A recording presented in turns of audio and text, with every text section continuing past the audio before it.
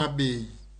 Kwa mabeateri nyai kaunti ya Migori nyakon mgajuang kamayore mag kano rech kaosa mak genam dolwe mondo kiki kethre poden midhiero ne jolupo e dhowedhe ma Migori.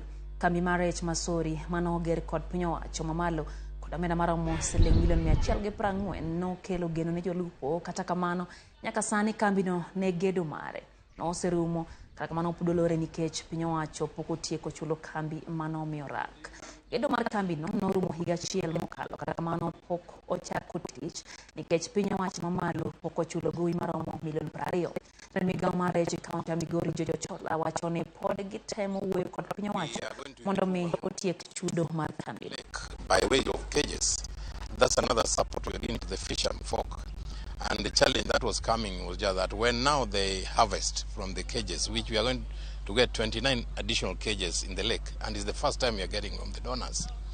What will happen when that harvest time comes? The fish landing bay at Sori is done and is complete. The only thing is that the national government had not finished with the contractor.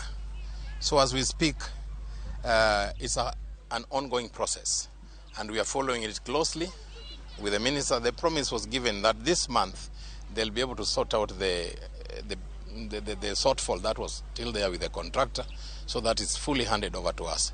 And when it's handed over again, that will go a long way in addressing these challenges. Indeed, to mention further, we are getting another cold storage facility which is given to us by ABDP. That is going to be put up at Gorkachola. All that is going along the way to help the fisher folk. So the kind of efforts we are making under this government, I believe by the end of it we are going to mitigate the challenges.